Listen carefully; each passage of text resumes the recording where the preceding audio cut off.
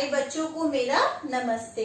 मैं श्रीमती नेहा अग्रवाल राजकीय high school गंगरवा Agra से विज्ञान की अध्यापिका आप सभी को कक्षा 9वीं का जीव विज्ञान विषय का अध्याय जीवों में विविधता पढ़ाने जा रही हूँ। ये आपके एनसीईआरटी में अध्याय 7 है। इस पाठ को हम 2 भाग में पढ़ेंगे। तो आज हम प्रथम भाग में किन मुख्य शिक्षण बिंदुओं पर चर्चा करेंगे उसको हम देख लेते हैं। जैसा कि नाम है जीवों में विविधता, हम सभी जानते हैं कि हम बचपन से पढ़ते आ रहे हैं सजीव और निर्जीव। तो इसमें हम जिस वर्ग की चर्चा करेंगे वो सिर्फ हमारे होंगे सजीव, जिसमें यानी कि जीवन है। हम जानते हैं सजीव में कौन आते हैं, पादप और हमारे जंतु। तो उसी क्रम में आज हम सबसे पहले बात करेंगे वर्गीकरण, जिसमें हम समझेंगे वर्गीकरण क्या है और क्या इसका महत्व है। उसके बाद हम बात करेंगे जीव जातियों का नामकरण, कि जो हमारे जीव हैं उनका किस आधार पर किन पॉइंट्स को ध्यान में रखकर उनका नामकरण किया जाता है। उसके बाद हम बात करेंगे 5 जगत वर्गीकरण, जिसमें हम पढ़ेंगे इस वर्गीकरण को किसने दिया और वो कौन से 5 जगत हैं और उनके एक एक कर हम उदाहरण पढ़ेंगे। और एंड में हम अपना आज पढ़ेंगे पादप जगत, जिसका हम डिटेल में बिल्कुल वर्गीकरण के साथ उसको सउदाहरण समझेंगे। तो आइए अध्याय का ये भाग प्रारंभ करते हैं। जैसा कि हमारे पाठ का नाम है जीवों में विविधता।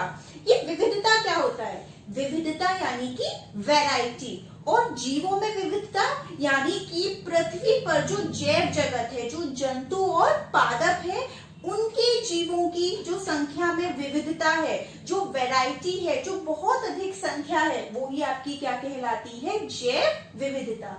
पृथ्वी के विभिन्न आवासों में तरह तरह के पादप व जंतु जातियों की उपस्थिति को जैव विविधता कहते हैं। आपने भी देखा होगा कुछ जीव बहुत सूक्ष्म हैं, कुछ छोटे हैं तो कुछ बहुत बड़े हैं। अगर हम पादप की भी बात करें तो किसी पादप पर फल व फूल आते हैं और किसी पादप पर नहीं आते हैं। तो ये चैप्टर बहुत इंटरेस्टिंग होने वाला है, क्योंकि हम एक मोटे तौर पे कह लेते हैं छिपकली, कुत्ता, बिल्ली, आपका बिच्छू, आपका सर्प कह सकते हैं, मछली कह सकते हैं, इन सबको हम मोटे तौर पे कह लेते हैं क्या कि ये सब क्या है? जंतु।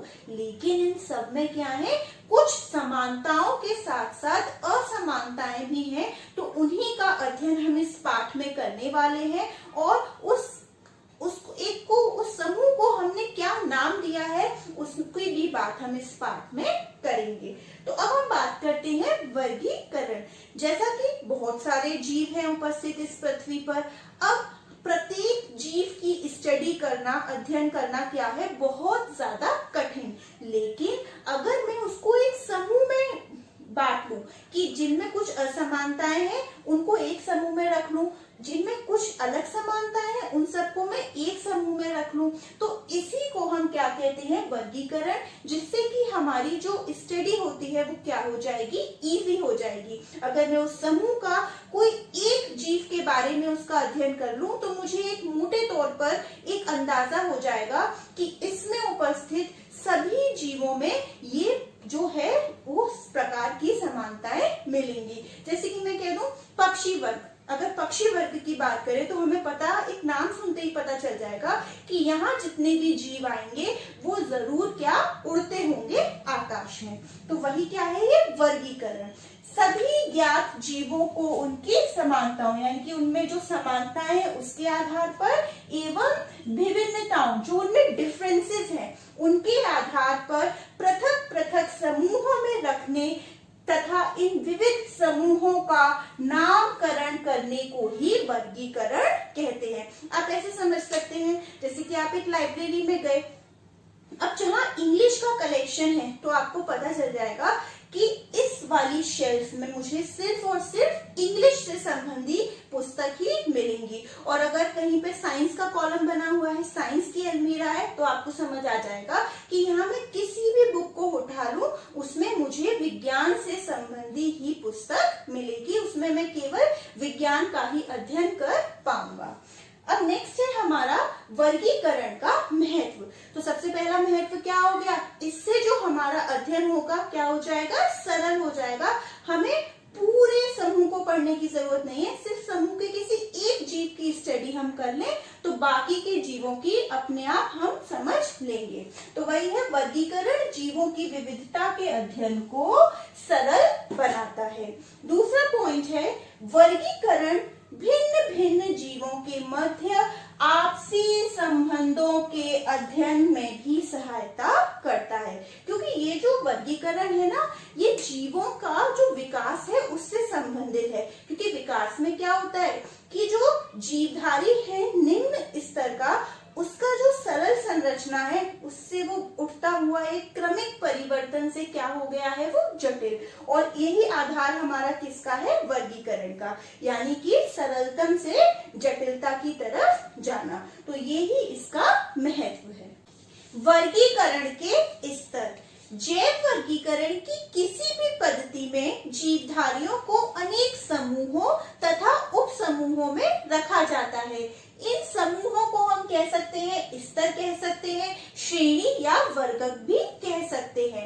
ये जो स्तर है ये अपने पदों के अनुक्रम में बहुत ही ज्यादा मतलब श्रेणीबद्ध तरीके से क्या होते हैं, व्यवस्थित होते हैं। और इसी वर्गीकरण की व्यवस्था को हम कहते हैं पदानुक्रमी वर्गीकरण। इसमें सबसे पहला हमारा आता है जगत, फिर संघ, उसके बाद उपसंघ, और जैसे जैसे नीचे आएंगे वर्ग, गण, कुल, वंश, और आखिरी में आता है जाति, जिसे हम कहते हैं स्पीशीज। यहाँ पे ध्यान रखने वाली बात ये है कि जैसे जैसे हम नीचे आते जाएंगे उसमें उस स्तर में जीवधारियों की जो सम्मिलित संख्या होगी वो तो कम होती जाएगी, लेकिन समानताएं बढ़ती जाएंगी। जैसे कि अगर मैं बात करूं जगत, तो इसमें जो सम्मिलित जीवधारी होंगे उनकी संख्या तो अत्यधिक होगी, लेकिन उनमें आपस में जो समानताएं होंगी वो बहुत ज्यादा कम। और जबकि जाति में क्या होंगी, सम्मिलित जीवधारियों की संख्या कम होगी, लेकिन जो समानताएं होंगी वो बहुत अधिक होंगी। यानी कि जाति के जो सदस्य होंगे एक किसी जाति के, उनमें जो बाहरी रूप से जो संरचना होगी वो भी समान होगी, मतलब, और वो आपस में क्या कर पाएंगे, जनन कर पाएंगे।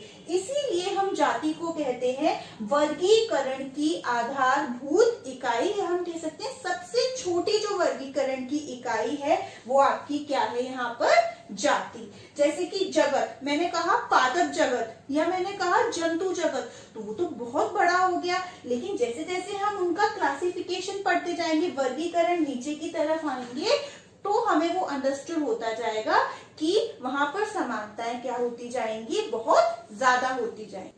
जीव जातियों का नामकरण द्विपद नाम पद्धति। जब भी परिवार में किसी नए सदस्य का जन्म होता है तो सबसे पहले कौन सी रस्म होती है, नामकरण की रस्म। ठीक उसी प्रकार से पृथ्वी पर हर जीव का एक स्पेशल नाम है, एक यूनिवर्सल नाम है जिस नाम से वो पहचाना जाता है। यानी कि हम विश्व के किसी भी कोने में चले जाएं वो उसका वही नाम रहेगा। तो एक नाम तो होता है लोकल नाम और एक होता है उसका यूनिवर्सल नाम।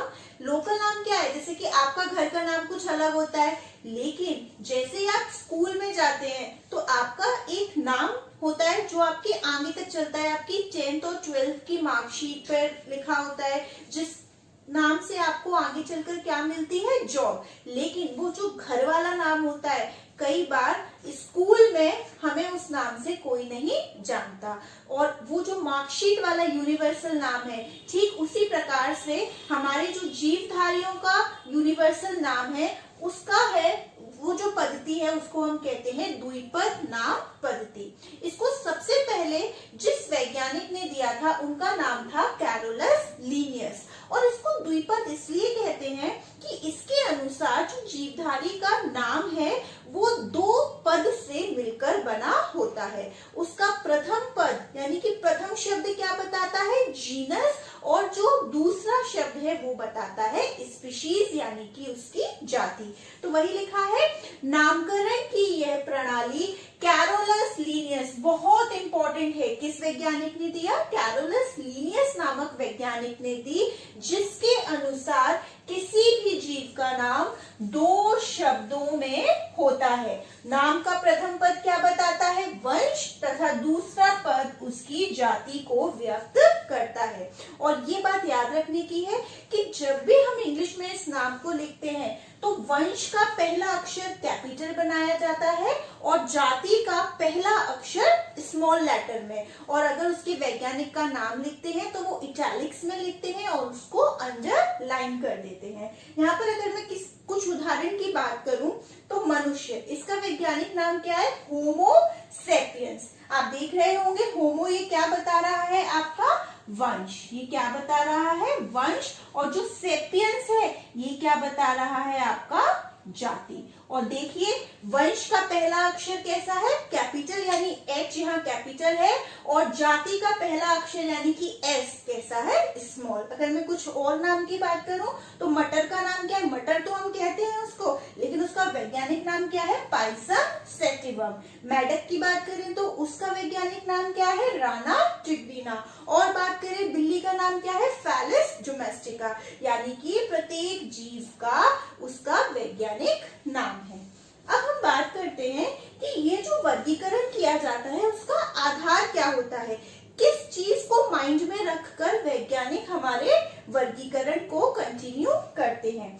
सबसे पहला आधार होता है कोशिका की प्रकृति, यानी कि कोशिका प्रोकैरियोटिक है या फिर यूकैरियोटिक। आप सभी ने कोशिका जीवन की इकाई वाले पाठ में पढ़ा होगा कि प्रोकैरियोटिक और यूकैरियोटिक कोशिका क्या होती हैं। प्रोकैरियोटिक जिसमें कि केंद्रक जो है वो पूरी तरह विकसित नहीं है और जिसमें जो दोहरी झिल्ली वाले जो कोशिकांग हैं वो भी अनुपस्थित, और यूकैरियोटिक जहां एक वेल डिफाइंड केंद्रक यानी कि न्यूक्लियस प्रेजेंट है और कोशिकांग जैसे कि माइटोकॉन्ड्रिया, गोल्गी काय, ये सब भी उपस्थित होते हैं।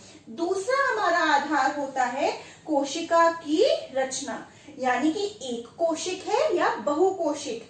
जीव एक कोशिका से बना हुआ है या अनेक कोशिकाओं से, क्योंकि हम जानते हैं बहुकोशिक जीव में जो श्रम विभाजन की क्षमता होती है वो उपस्थित होती है। और थर्ड हमारा जो आधार है वो है भोजन बनाने की क्षमता।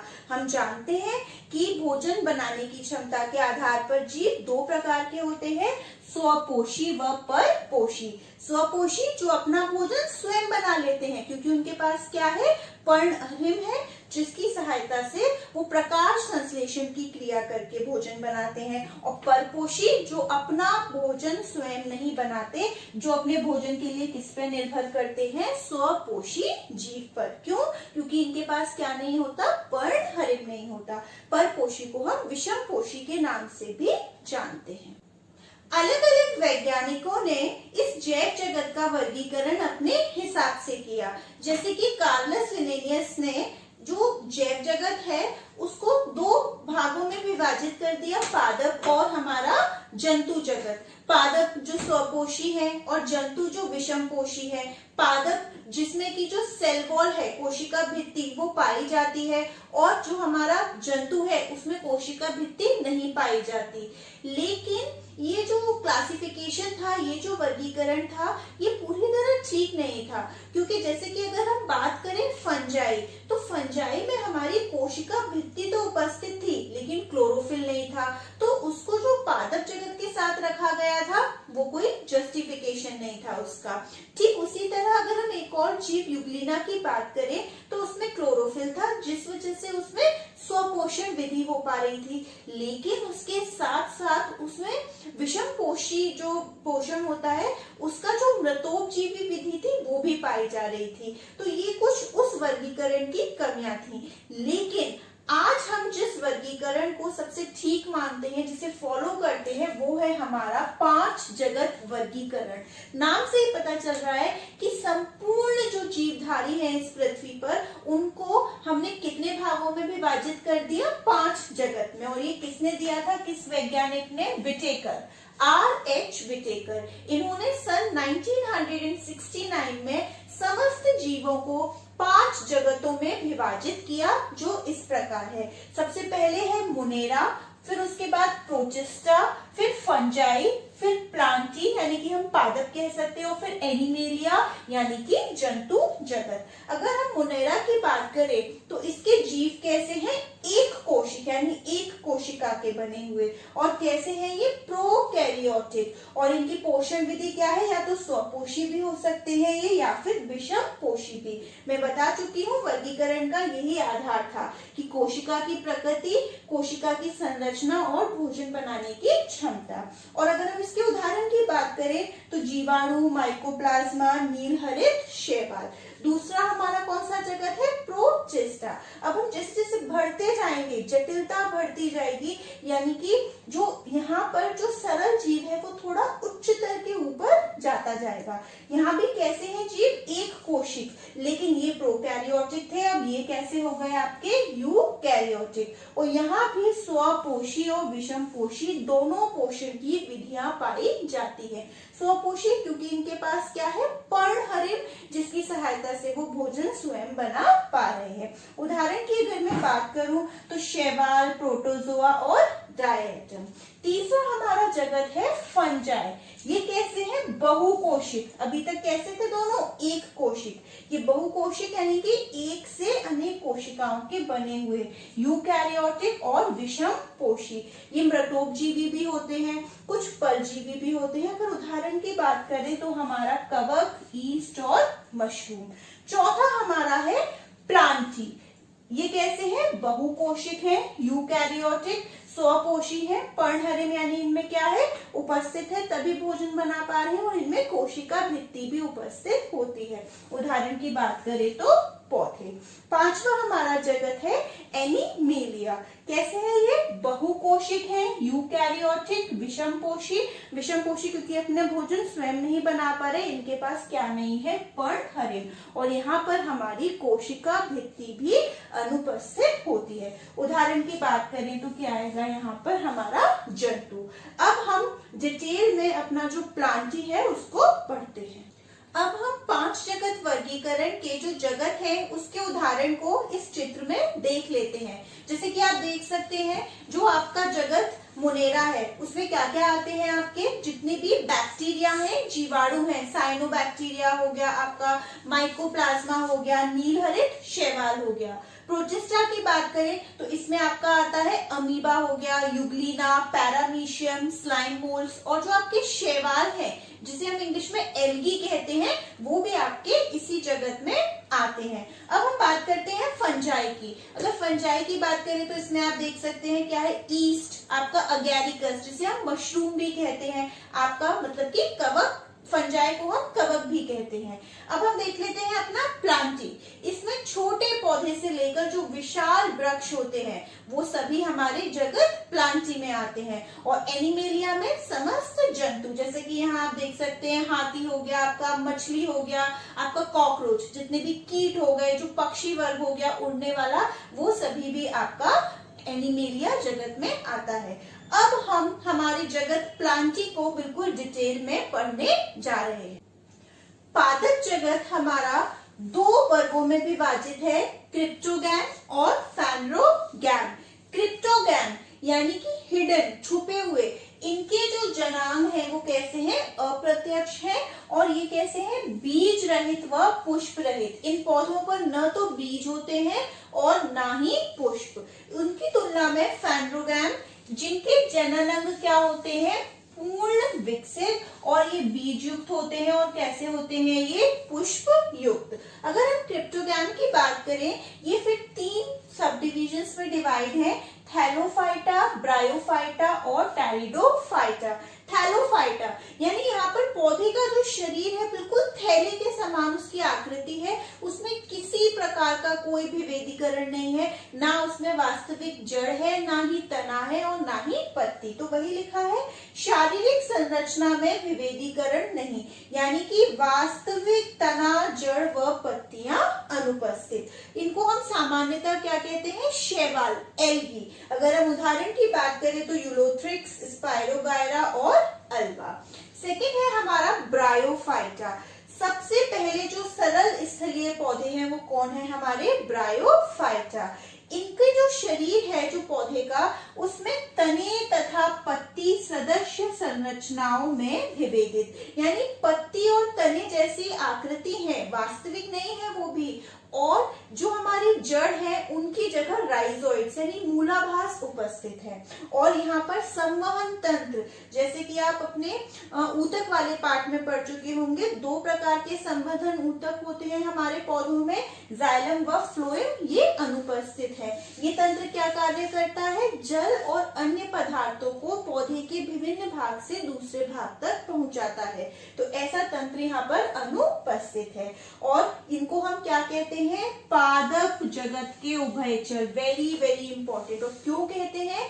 क्योंकि इनके निषेचन की क्रिया के लिए जल की अत्यधिक आवश्यकता होती है। अगर हम ब्रायोफाइटा के उदाहरण की बात करें तो मॉस और मार्केंशिया।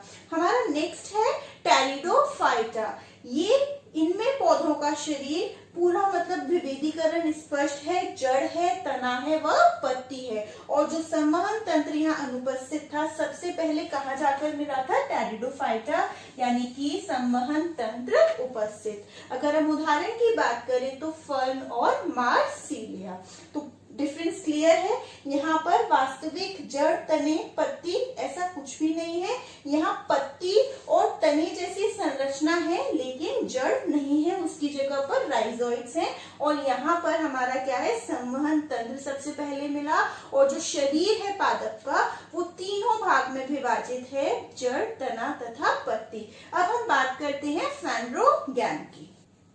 फेनरोगैम, जैसा कि हम जानते हैं फेनरोगैम कैसे पौधे हैं? हमारे पुष्पयुक्त और बीजयुक्त। अब बीज की अवस्था के आधार पर फेनरोगैम हमारे दो भाग में विभाजित है। सबसे पहला जिम्नोस्पर्म और दूसरा एंजियोस्पर्म। ये जो जिम्नोस्पर्म शब्द है दो ग्रीक शब्दों से मिलकर बना हुआ है, जिम्नो और स्पर्मा। जिम्नो का अर्थ होता है नग्न, यानी जो ढका हुआ नहीं है, और स्पर्मा का अर्थ होता है बीज, यानी कि जिम्नोस्पर्म फिर कैसे पौधे हो गए? ऐसे पौधे जिनका बीज कैसा है? नग्न है, ढका हुआ नहीं है। तो नग्न बीज उत्पन्न करने वाले पौधे हमारे क्या कहलाते हैं? जिम्नोस्पर्म। दूसरा एंजियोस्पर्म। एंजियोस्पर्म भी दो ग्रीक शब्दों से मिलकर बना हुआ है, एंजियो और स्पर्मा। एंजियो का अर्थ है ढका हुआ और स्पर्मा का अर्थ यानी कि बीज। तो यहाँ पर जो बीज है वो हमारे फल से ढका हुआ है, या हम कह सकते हैं फल के अंदर बीज है। तो फल के अंदर बीज उत्पन्न करने वाले पौधों को हम क्या कहते हैं? एंजियोस्पर्म। अगर मैं यहाँ पर एक और अंतर की बात करूं तो जो वो हमारा संवहन तंत्र होता है उसमें जिम्नोस्पर्म में सहचर कोशिकाएं और वाहिकाएं अनुपस्थित होती हैं, जबकि एंजियोस्पर्म में सहचर कोशिका और वाहिकाएं क्या होती हैं? उपस्थित। उदाहरण की बात करें तो जिम्नोस्पर्म का उदाहरण है पाइनस और साइकस। और एंजियोस्पर्म जितना भी आप देखते हैं अपने आसपास बड़े बड़े पेड़, सरसों हो गया, मटर, मक्का और सूर्यमुखी। अब हम सभी जानते हैं कि बीज का विकास कहाँ होता है? अंडाशय के अंदर, जो बाद में चल के फल बन जाता है। जो बीज हैं उनमें क्या होते हैं? हमारे बीज पत्र, जो अंकुरण के बाद हरे हो जाते हैं। इन्हीं बीज पत्रों की संख्या के आधार पर एंजियोस्पर्म हमारे कितने प्रकार के हैं? दो, एक बीज पत्री और द्विबीज पत्री। नाम से पता चल रहा है जहाँ एक बीज पत्र होगा वो क्या होंगे? एक बीज पत्री, और जहाँ दो बीज पत्र होंगे वो कहलाएंगे द्विबीज पत्री। दूसरे अंतर की बात करें तो एक बीज पत्री क्या जो तना होता है वो कैसा है? शाखाहीन, यानी कि उसमें शाखा नहीं है। और द्विबीज पत्री में तना कैसा है? शाखा युक्त। एक और अंतर, यहाँ पर एक बीज पत्री में जो शिरा विन्यास होगा पत्ती का वो कैसा होगा? जालिकाबद्ध, बिल्कुल ऐसे, इस तरीके से, एक तरीके से जाल बना होगा। और द्विबीज पत्री में जो शिरा विन्यास होगा वो कैसा होगा? समांतर, यानी कि बिल्कुल ऐसे समांतर। उदाहरण की बात करें तो एक बीज पत्री में मक्का और चना, और द्विबीज पत्री में हमारा उदाहरण है आम और सरसों। यहाँ हमारा पादप जगत कंप्लीट हो गया है। प्लांटी जगत के खत्म होने पर अब हम इसके उदाहरणों को जरा चित्र के माध्यम से देख लेते हैं। तो सबसे पहला हमारा कौन सा इसका उपवर्ग था हमारा? थैलोफाइटा, जिसमें क्या था? ना ही पत्ती, जड़ और तने का कोई भी वेदीकरण नहीं था। तो इसमें हम उदाहरण जैसा कि पढ़ चुके हैं। आपका कौन कौन सा हो गया? आपका यूलोथ्रिक्स हो गया, क्लैडोफोरा हो गया, आपका अल्वा हो गया, स्पाइरोगायरा और कारा। अगर हम ब्रायोफाइटा के उदाहरण की बात करें तो हम देख सकते हैं कौन सा है हमारा? रिक्शिया, मार्केंशिया और फ्यूनेरिया। फ्यूनेरिया को हम मॉस भी कहते हैं। ये जो आप मार्केंशिया में ये जो डार्क कलर की संरचना देख रहे हैं, इसे हम कहते हैं गैमा कप्स। ये जो हमारे ब्रायोफाइटा होते हैं, ये हमारे नम और जो हमारे छायादार स्थान होता है वहीं पर ये उगते हैं या ग्रो करते हैं। साथ ही कुछ ब्रायोफाइटा हमारे तरीके से हम कह सकते हैं दलदल में भी निवास करते हैं। टेरिडोफाइटा के उदाहरण की बात करें तो इसका उदाहरण क्या है हमारा? मार्सिलिया और हमारा फर्न। यहाँ पर क्या लक्षण था विशेष कि यहाँ पर संवहन ऊतक जाइलम और फ्लोएम हमें सबसे पहले यही मिला था, और जो पौधे का विभेदीकरण था यानी कि जड़, पत्ती, तना, वो सबसे पहले यहाँ पर मतलब पूर्ण रूप से हमारा विकसित था। और तो और ये हमारे क्या होते हैं, एक तरीके से जो हम कहीं घूमने जाते हैं, जो अंदर होटल्स में, जो रेस्टोरेंट्स में अंदर पौधे लगे रहते हैं, वो हमारे सारे टेरिडोफाइटा के अंदर ही आते हैं। इसलिए यहाँ पर हम इन पौधों को ऑर्नामेंटल प्लांट्स भी कहते हैं। जिम्नोस्पर्म का उदाहरण देखें तो क्या है हमारा? पाइनस और साइकस। यहाँ पर क्या होते हैं कि जो हमारे बीज होते हैं वो नग्न होते हैं। जिम्नोस्पर्म का दूसरा नाम हमारा अनावृत बीजी भी होता है। और अगर मैं एंजियोस्पर्म के उदाहरण की बात करूं तो आप अपने आसपास जितने भी पुष्पी पौधे देखते हैं, जो विशाल वृक्ष देखते हैं, आपके फूलों के वाले जो पौधे हो गए, वो सभी आपके किसमें आते हैं? हमारे एंजियोस्पर्म, जिसे हम और क्या कहते हैं? आवृत बीजी। यहाँ पर हमने हमारा प्लांटी जो जगत है वो पूरी तरह फिनिश कर लिया है। तो एंड में अब हम इस भाग से संबंधित गृह कार्य देख लेते हैं। अध्याय के इस भाग की समाप्ति पर एंड में आपको इन प्रश्नों का उत्तर हल करना है। सबसे पहला प्रश्न है, हम जीवधारियों का वर्गीकरण क्यों करते हैं? दूसरा प्रश्न है, किस संघ के पौधे उभयचर कहलाते हैं? तीसरा, थैलोफाइटा उपजगत का मुख्य लक्षण लिखें। और आखिरी प्रश्न है, जीवों के 5 जगत में वर्गीकरण के आधार की व्याख्या कीजिए। अब हम हमारा जो एक जगत बचा हुआ है एनिमेलिया जगत यानी कि जंतु जगत, उसे हम दूसरे भाग में पढ़ेंगे।